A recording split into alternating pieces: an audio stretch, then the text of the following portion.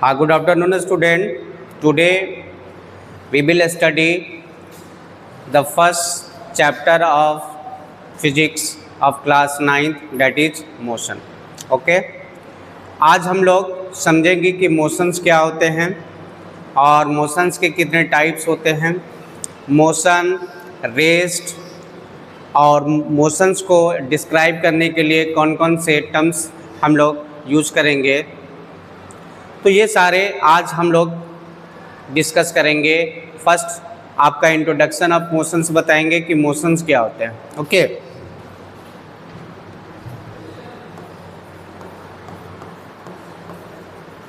ये जो वर्ड है मोशन, मोशन वर्ड का मीनिंग होता है change in location.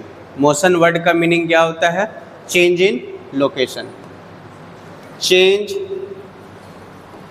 In location.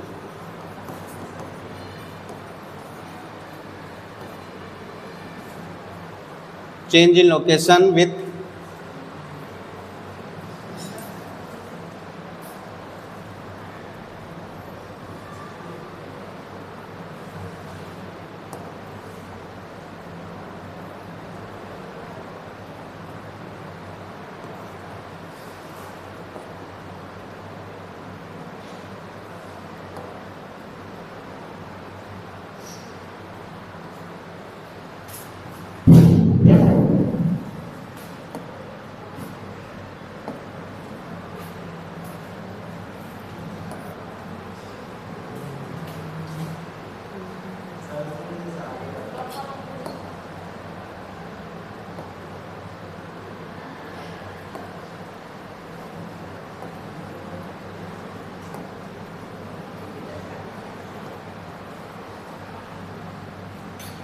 एक मिनट।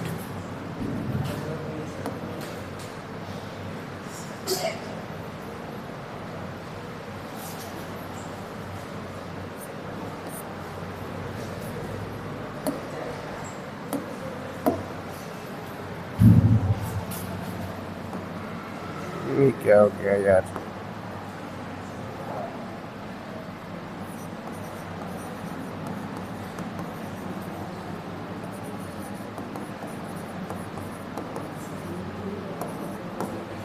जब कोई ऑब्जेक्ट टाइम के साथ अपना लोकेशन चेंज करेगा उसको हम लोग मोशन में कहेंगे। Okay. And first of all in this topic कि most of the objects are moving and most of the object are at rest. For examples, and you have seen flying a bird. Okay, you see flying a bird, you see flowing of water. So these are the examples of motions. Okay, but motions क्या है, ये कितने types के होते हैं? ठीक है, linear motions, circular motions, okay, translatory motions, periodic motions, oscillatory motion, ये सब क्या है? मोशंस के टाइप्स है। तो मोशंस का मतलब क्या होता है कि अगर कोई भी ऑब्जेक्ट टाइम के साथ या अपना सराउंडिंग के साथ जो है अगर अपनी लोकेशन को चेंज करता है तो हम उस ऑब्जेक्ट को मोशन में कहेंगे। ठीक है, सपोज डैट कि you are looking me and at the time 0 I am here, after some times I am here, what you have observe and you have observe my position is change with time, so I am in the state of motions.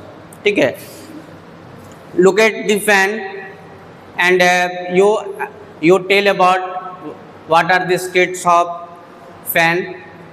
क्या है इसका state? वो motion में है या rest पे? Motion में है। तो मोशन जो है वो मोशंस का मीनिंग होता है कि चेंज इन लोकेशन। अगर आपकी लोकेशन या आपकी पोजीशन टाइम के साथ अगर चेंज हो रहा है तो हम लोग उस ऑब्जेक्ट को मोशंस में कहेंगे। इसका एग्जांपल्स क्या है कि flying a bird, okay, flowing of water, moving fan, the most moving a car on a state road. तो these are the examples of motion. Next है रेस्ट। अब क्या है कि रेस्ट क्या हो? ओके, तो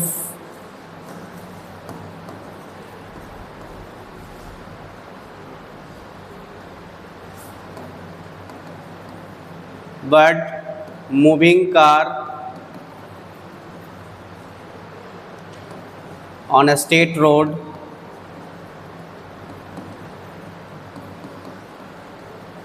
ये सारे जितने भी होते हैं वो क्या किस स्टेट में होते हैं, मोशंस में होते हैं। क्यों? क्योंकि ये इसका पोजीशन जो है या इसका लोकेशन जो है वो कॉन्टिन्यूसली टाइम के साथ चेंज करते रहते हैं। तो यहाँ पे हम लोग कुछ जो है इसके विजुअलाइजेशंस वीडियो के हेल्प से हम लोग समझेंगे कि आपको बताना है कि कौन मोशंस में है कि और रेस्ट पे है।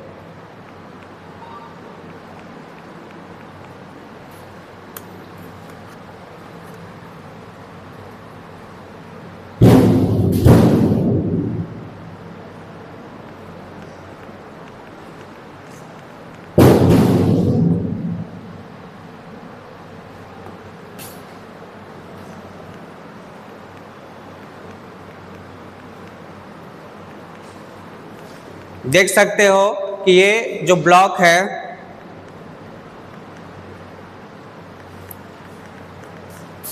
ठीक है, तो अभी ये ब्लॉक कहाँ पे है? रेस्ट पे है। ठीक है, ये ब्लॉक अभी जो है किस स्टेट में है? रेस्ट पे है। और ये क्या है कि ये ब्लॉक जो है अपनी लोकेशन चेंज कर रहा है टाइम के साथ। तो हम लोग कह सकते हैं कि ये अभी मोशंस में है। अभी किस स्टेट में है? रेस्ट में है, क्योंकि इसका पोजीशन जो है वो चेंज नहीं हो रहा है टाइम के साथ। और जब इसका लोकेशन चेंज होगा टाइम के साथ तब इसको हम लोग मोशंस में कहेंगे। ओके, नेक्स्ट टर्म्स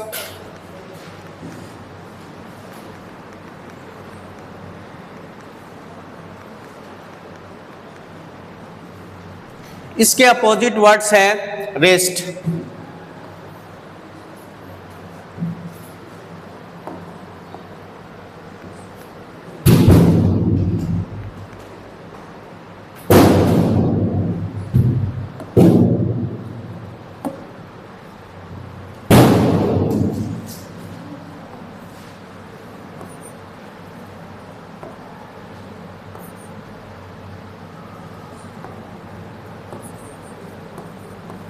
नेक्स्ट है rest.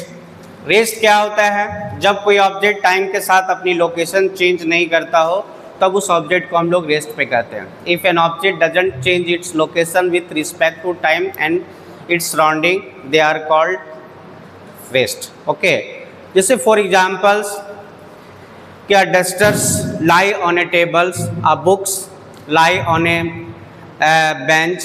So these are the examples of rest, because in these examples we observe they do not change their position with respect to time, so we can say that they are in the state of rest. ठीक है, तो rest है, आप देख सकते हो कि chair, ठीक है, चेयर ऑन फ्लोर, तो they are in the state of rest. क्यों? क्योंकि ये टाइम के साथ इसका लोकेशन जो है वो चेंज नहीं हो रहा है, इसलिए हम लोग इसको रेस्ट में कहा जाएगा। ठीक है, रेस्ट का मतलब क्या होता है कि not change in location with respect to time. ठीक है, जब टाइम के साथ किसी भी ऑब्जेक्ट की लोकेशन चेंज नहीं होता हो तब हम उस ऑब्जेक्ट को हम लोग रेस्ट पे बोला जाता है। ठीक है, अब ये जो रेस्ट एंड मोशंस, ये दोनों टर्म्स जो होते हैं रिलेटेड टर्म्स होते हैं। कैसे रिलेटेड टर्म्स होते हैं? क्या होता है कि an object may be in motion, god, an object may be in motion for first person, an object may be at rest for another person. ठीक है, एट द सेम टाइम, एक समय पे क्या होता है कि एक पर्सन के लिए कोई ऑब्जेक्ट रेस्ट पे होता है और उसी टाइम जो होते हैं दूसरे ऑब्जर्वर के लिए वो क्या होता है? मोशंस में होता है। इसके एग्जांपल्स क्या है? इसके एग्जांपल्स ये है कि जब आप बस से, ठीक है, ट्रैवल करते हो तो क्या होता है इनसाइड द बस, या आपके जितने भी फ्लोज होते हैं या आपके जितने भी फ्रेंड या पैसेंजर जो होता है, नेबरिंग पैसेंजर जो होते हैं, आपके अड़ोस पड़ोस के जो पैसेंजर्स होते हैं, वो क्या होते हैं कि आपको रेस्ट पे होते हैं। उसके रिस्पेक्ट में आपकी पोजीशन जो होता है वो टाइम के साथ चेंज नहीं करता। ठीक है, तो हम लोग कह सकते हैं कि आप किस स्टेट में हो, रेस्ट पे हो। लेकिन अगर आउटसाइड दी बस के रिस्पेक्ट में आपकी पोजीशन जो होता है वो कॉन्टिन्यूसली चेंज होते रहता है। इसलिए आप क्या है कि आउटसाइड दी बस मीन्स हो गया कि जैसे टेम्पल हो गया, लैक्स हो गए, पोल्स, इलेक्ट्रिक पोल्स हो गए, ट्रीज हो गए, उसके रिस्पेक्ट में क्या होता है कि आपकी पोजीशन जो होता है आपको जो है चेंज करते रहता है, ठीक है। तो आप उसके रिस्पेक्ट में आप मोशन में होते हो। तो ये इसलिए क्या होता है कि ये दोनों टर्म्स एक दूसरे के रिलेटेड टर्म्स होते हैं, ठीक है।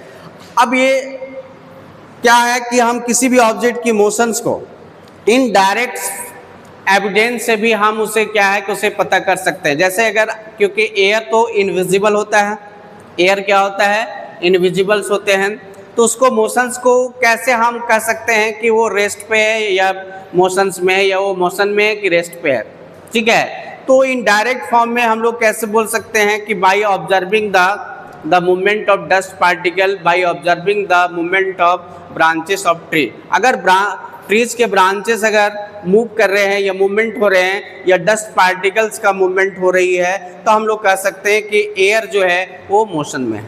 अगर ये सारे जो है अगर मूवमेंट नहीं हो रहे हैं तो हम लोग कह सकते हैं कि जो एयर है वो रेस्ट पे, ठीक है।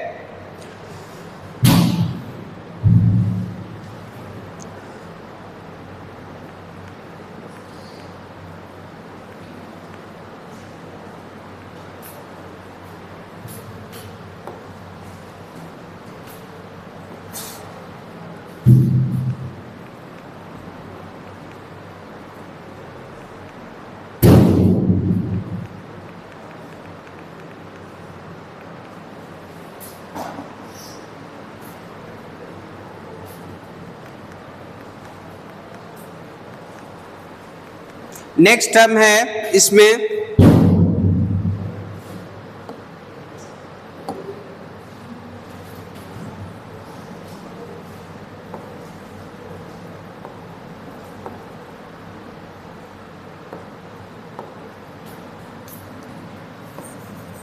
Reference point.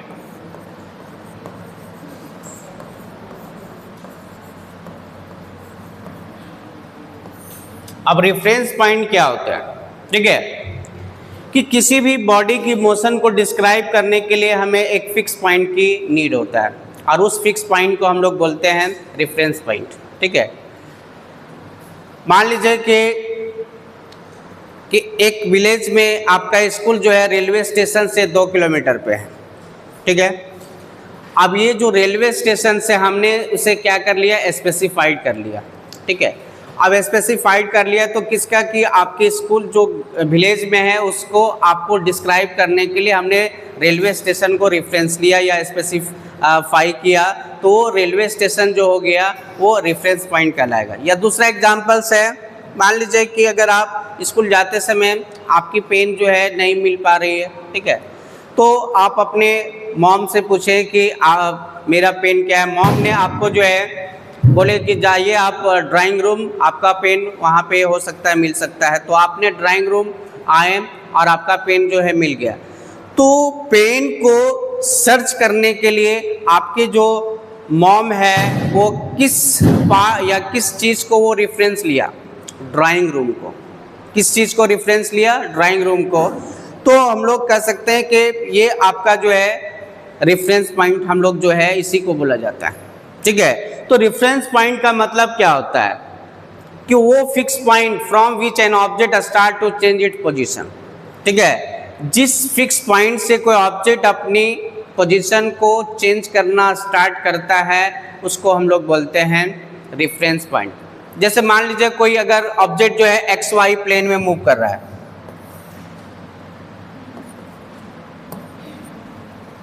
ये क्या होता है, ओरिजिन होता है। अगर कोई ऑब्जेक्ट जो है मूव कर रहा है एक्स वाई प्लेन में, तो इसमें जो रेफरेंस पॉइंट हम लोग कंसीडर करते हैं वो ओरिजिन को कंसीडर करते हैं। किसको कंसीडर करते हैं, ओरिजिन को, क्योंकि ओरिजिन के रिस्पेक्ट में जो है आपके पार्टिकल्स की मोशंस को डिस्क्राइब किया जाता है। तो ये हमारे लिए जो हो गया वो रेफरेंस पॉइंट होता है, ठीक है। तो we need a fix point to specify the motion of a body and that fix point is called reference point.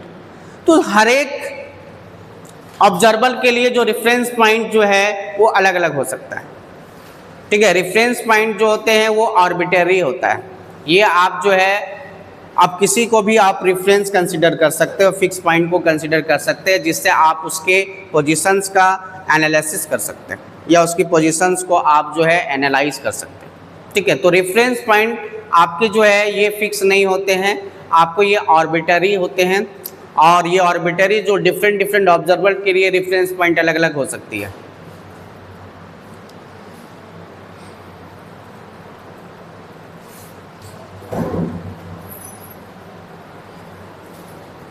Next topic है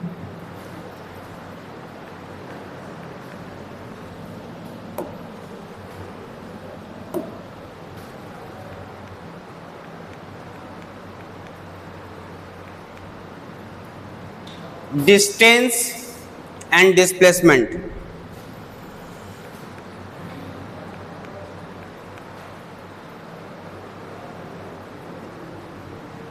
ठीक है,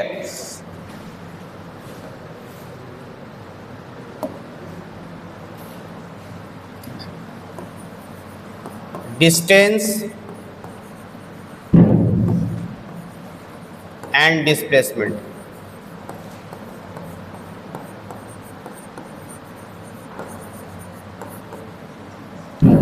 डिस्टेंस एंड डिस्प्लेसमेंट, ठीक है। कोई बता सकते हैं डिस्टेंस क्या होता है? डिस्टेंस क्या होता है? The total length of actual path covered by an object, ठीक है। जब ऑब्जेक्ट एक जगह से दूसरी जगह मूव करता है तो जो ऑब्जेक्ट के द्वारा जो पाथ को फॉलो करता है, ठीक है, उस पाथ की टोटल लेंथ को हम लोग बोलते हैं डिस्टेंस। जैसे फॉर एग्जांपल्स मान लीजिए ये जो कार है, ठीक है, ए से बी मूव किया, ठीक है, कोई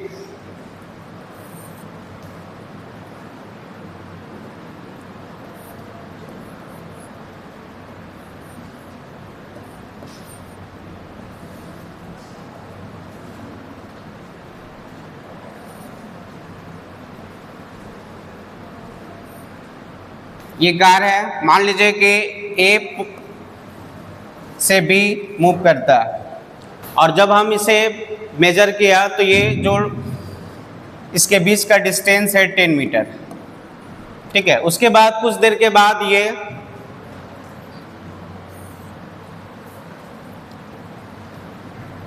वो फिर नेक्स्ट 5 मीटर चला, फिर वो नेक्स्ट 6 मीटर चला, और फिर उसके बाद स्टॉप हो गया। तो इसका डिस्टेंस क्या होगा? तो डिस्टेंस हो गया कि total length of actual path covered bye, तो ऑब्जेक्ट के द्वारा जो पाथ कवर्ड हुआ ये हुआ, ये हुआ, ये हुआ, ठीक है। और सारे इसके लेंथ को हम जब ऐड कर देंगे तो वो क्या निकल के आ जाएगा? उसका डिस्टेंस निकल के आ जाएगा। क्या निकल के आ जाएगा? उसका डिस्टेंस निकल के आ जाएगा। तो डिस्टेंस क्या होगी?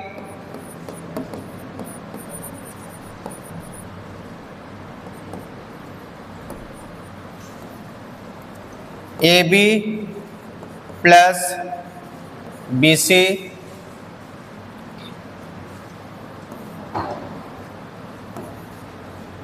A B plus B C plus C D, 10 metre plus 5 metre plus 6 metre. तो after adding you will get 15 and 6 21 metre.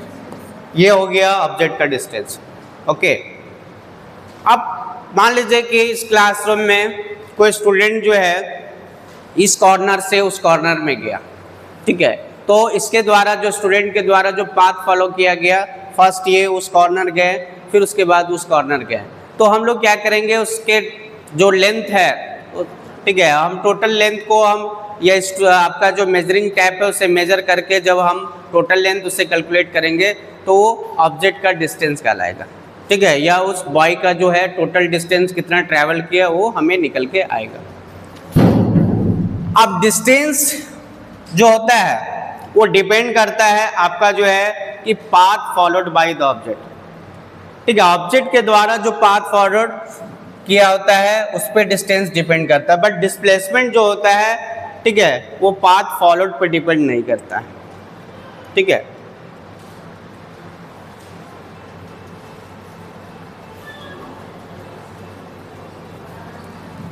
Next है डिस्टेंस। डिस्टेंस एक स्केलर क्वांटिटी होता है। डिस्टेंस क्या होता है? स्केलर क्वांटिटी होता है, स्केलर क्वांटिटी। अब स्केलर क्वांटिटी क्या होता है? वैसा क्वांटिटी जिसका केवल मैग्नीट्यूड होता है, ठीक है, डायरेक्शंस नहीं होता, या जिस क्वांटिटी को एक्सप्रेस करने के लिए केवल मैग्नीट्यूड की नीड होता हो, तो उस क्वांटिटी को हम लोग स्केलर क्वांटिटी कहा जाता है। जैसे फॉर एग्जांपल्स अगर आपको राइस खरीदना है, राइस बाई करना है, ठीक है, तो राइस बाई करने के लिए क्या होता है कि हमें नीड और उसकी मैग्नीट्यूड की नीड होती है, ठीक है। तो उसकी केवल मैग्नीट्यूड की नीड होता है, हमें कोई डायरेक्शंस में आपका जो है डायरेक्शंस की नीड नहीं होता है, समझ गए। अब तो ये हो गया स्केलर क्वांटिटी। तो जिस क्वांटिटी को एक्सप्रेस करने के लिए केवल मैग्नीट्यूड का नीड होता है, तो उस फिजिकल क्वांटिटी को स्केलर क्वांटिटी कहते हैं। A quantity which has only magnitude not direction, then it is called scalar quantity. Okay, तो डिस्टेंस क्या है? एक स्केलर क्वांटिटी है। Okay, I am just talking about the properties of distance. Distance कभी zero नहीं हो सकते, डिस्टेंस कभी जीरो नहीं हो सकते हैं, कभी भी नेगेटिव नहीं हो सकते, क्योंकि ये स्केलर क्वांटिटी, ठीक है, कभी भी ये नेगेटिव नहीं हो सकते हैं। और डिस्टेंस और डिस्प्लेसमेंट इक्वल कब होते हैं? जब कोई ऑब्जेक्ट स्ट्रेट लाइन में ट्रैवल करते हैं, तो उस कंडीशंस में क्या होता है? डिस्टेंस एंड, जैसे सपोज दैट कि ये कार जो है ए से बी ट्रैवल करता है और ये डिस्टेंस जो कवर किया मान लेते हैं कि 100 मीटर, ठीक है, तो इसका डिस्टेंस और डिस्प्लेसमेंट दोनों सेम होगा, दोनों इक्वल होगा। अब डिस्टेंस का जो एसआई यूनिट होता है वो क्या होता है? मीटर होता है, और इसे हम लोग जो डिनोट करते हैं वो एम से डिनोट करते हैं, है ना।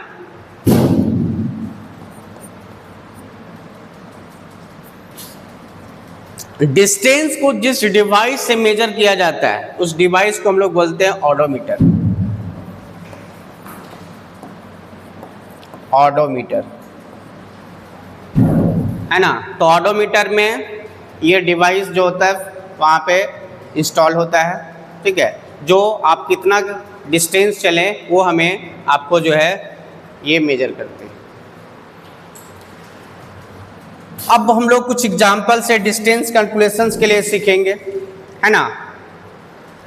अब सपोज दैट कि कोई भी ऑब्जेक्ट या कोई भी बॉडी जो है किसी सर्कल में मूव करता है जिसका रेडियस है 7 मीटर, ठीक है, एक सर्कल है जिसका रेडियस है 7 मीटर, और ये जो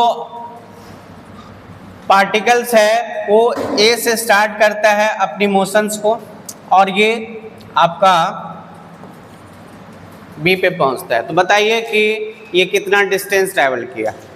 तो सिंपल से इसका जो फॉर्मूला होता है वो क्या होता है कि जो सर्कल के पैरामीटर्स जो होते हैं वही उसकी डिस्टेंस को रिप्रेजेंट करता है, ठीक है। तो इसका पैरामीटर्स क्या होंगे?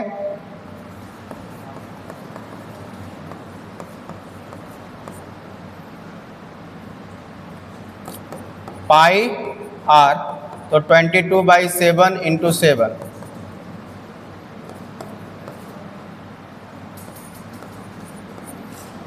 ठीक है। तो ये ए से बी आने में वो कितना डिस्टेंस ट्रैवल किया? 22 मीटर। ओके, अब क्या है कि मान लीजिए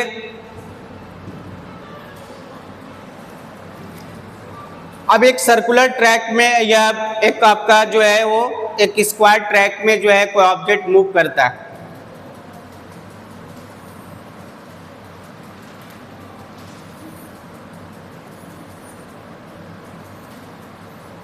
ठीक है, यहाँ से स्टार्ट करता है और इसका साइड है मान लिए ए है।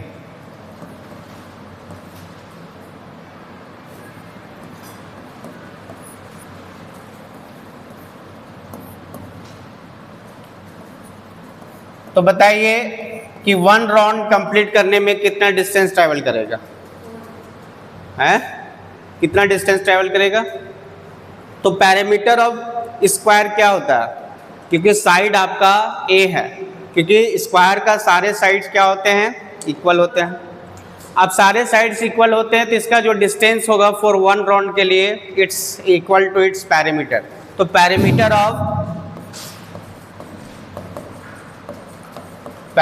ऑफ स्क्वायर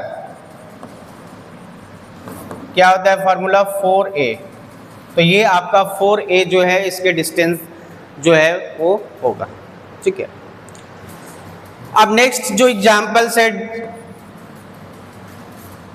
कि मान लीजिए कि कोई सर्कल है, रेडियस 7 मीटर है और ये ए से ये पार्टिकल्स ए से बी जाता है, ठीक है। और ये एंगल जो बनाता है वो 60 डिग्री एंगल बनाता है। तो बताइए इसका डिस्टेंस क्या होगा? वो ए से बी जाने पर ये कितना डिस्टेंस ट्रैवल किया?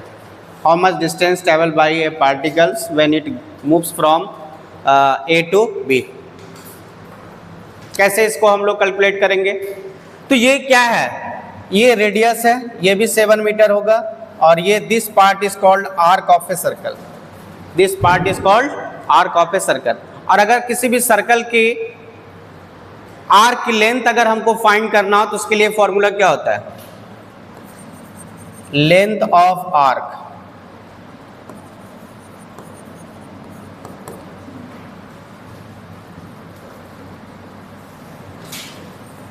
Theta upon 360 into 2 pi R.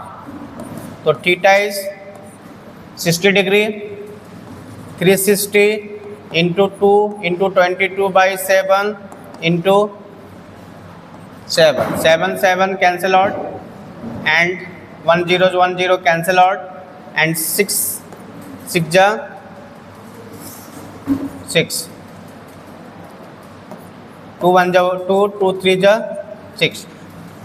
तो 22/3 metre, this is the distance of the particles when it goes from a to B.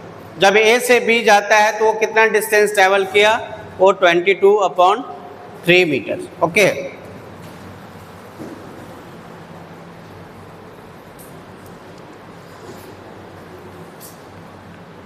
Next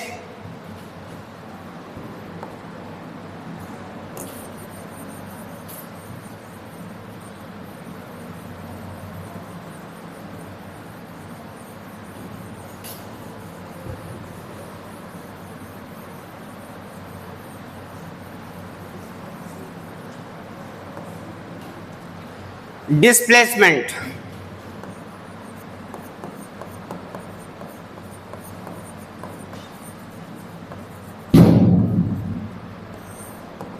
displacement क्या होता है?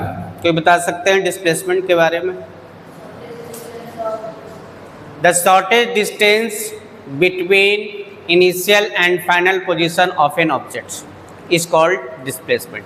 Suppose that now an object starts from here, suppose that A, and first displaces 2 meter, then 3 meter, then 6 meter and stop here, ठीक है। अब ये क्या है कि ये जो यहाँ से कोई पार्टिकल जो है या कोई बॉडी जो है ठीक है, एक जगह से दूसरे जगह जब वो मूव करता है या जाता है तो ये इस पाथ को ये फॉलो करता है, ठीक है। तो this is the initial position और this is the final position. तो डिस्प्लेसमेंट का डिफिनेशन ये होता है कि the shortest distance between initial position and final position of a body. ठीक है, तो ये क्या हो गया फाइनल पोजीशन, ये क्या हो गया इनिशियल पोजीशन। अब ये दोनों पॉइंट को आप ज्वाइन कर दीजिए किसी लाइन से। ठीक है, मान लिया कि एक लाइन से इसे ज्वाइन कर दिए, तो ये जो एडी यहाँ पे डिस्प्लेसमेंट जो होगा वो क्या होगा, एडी होगा। ठीक है, और डिस्टेंस कितना होगा बताइए, the length of total length of path covered by an object, distance a B plus B C plus C d, 2 metre plus 3 metre plus 6 metre.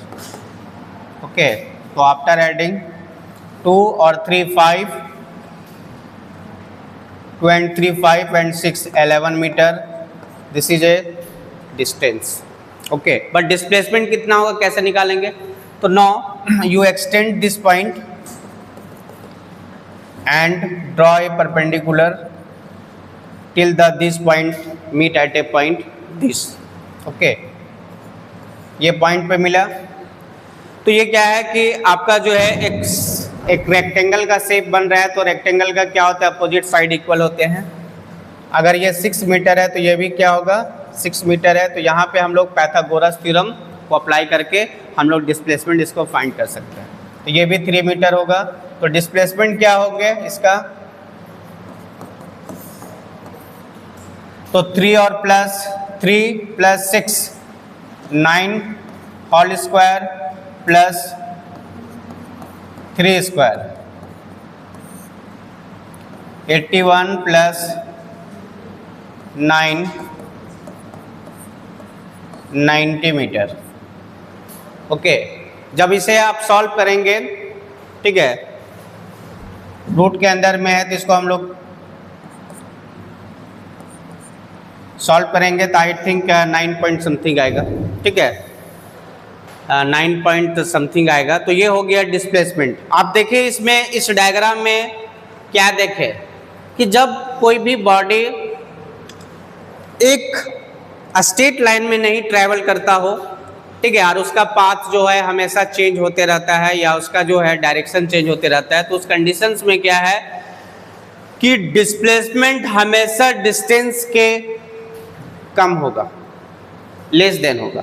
ठीक है, हमेशा क्या होगा इस सिचुएशन में डिस्टेंस जो होगा वो ग्रेटर होगा डिस्प्लेसमेंट से। ठीक है, और अगर वो स्ट्रेट लाइन में मूव करेगा तो क्या होगा, डिस्टेंस और डिस्प्लेसमेंट दोनों बराबर होंगे। अब नेक्स्ट है properties of displacement. Properties of displacement. तो डिस्प्लेसमेंट एक वेक्टर क्वांटिटी है। डिस्प्लेसमेंट क्या है, एक वेक्टर क्वांटिटी। ओके, क्यों, क्योंकि it has magnitude as well as direction. तो डिस्प्लेसमेंट को डिस्क्राइब करने के लिए we need magnitude as well as direction, दोनों की नीड होता है। अब यहाँ पे जो है कि किसी ने पूछा कि कोई ऑब्जेक्ट जो है डिस्प्लेस हुआ, तो यहाँ पे अधूरा है, अब किस डायरेक्शन में वो डिस्प्लेस हुआ, तो ये एक वर्ड यहाँ पे ऐड होगा तो उसका कंप्लीट इंफॉर्मेशन आपको जो है वो मिलेगा। डिस्प्लेसमेंट जीरो भी हो सकते हैं, पॉजिटिव भी हो सकते हैं और नेगेटिव भी हो सकते हैं। नेगेटिव कब होंगे, जब वो नेगेटिव आपको लाइंस में या मूव करेंगे। ठीक है, जीरो कब होगा, जहाँ से पार्टिकल चला और फिर वो रिटर्न्स उसी पार्टिकल पे जो है आके स्टॉप हो गया। तो इनिशियल पॉइंट और फाइनल पॉइंट पार्टिकल्स का अगर कोइंसाइड करेगा तो उस कंडीशंस में डिस्प्लेसमेंट जो होगा वो जीरो होगा। उस कंडीशंस में क्या होगा, डिस्प्लेसमेंट जीरो। जैसे मान लीजिए सपोज दैट कि ये पार्टिकल्स जो है किसी एक स्क्वायर ट्रैक में वो मूव करता है। ठीक है, ये पार्टिकल यहाँ से चला, यू गया, यू गया, फिर यू गया एंड यू, फिर ये यहीं पे पहुँच गया। तो इस कंडीशंस में डिस्टेंस क्या होगा? डिस्टेंस इसका जो होगा वो a B plus B C plus C d plus d a, this is a distance. But displacement क्या होगा इसका, बताइए, डिस्प्लेसमेंट क्या होगा? 0 होगा। देखिए यहाँ पे इस डायग्राम में आप देख सकते हो कि इसका फाइनल पोजीशन और इनिशियल पोजीशन जो है वो कोइंसाइड कर दिया। तो इस सिचुएशन में डिस्प्लेसमेंट क्या होगा? 0 होगा। Okay,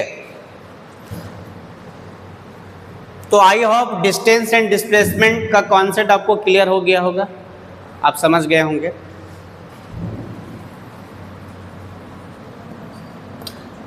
and displacement does not depend on the path followed by an object। देखिए ऑब्जेक्ट के द्वारा जो पाथ फॉलोड किया गया था ये था, ए बी था, बी सी था और सी डी था, यही था।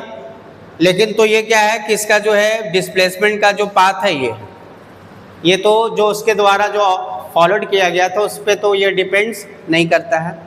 ठीक है, तो आज का टॉपिक्स हमारा जो है यही है। फिर हम लोग नेक्स्ट इसका जो है इसका अगला टॉपिक जो है टाइप्स ऑफ मोशंस हम लोग स्टडी करेंगे। Okay, thank you.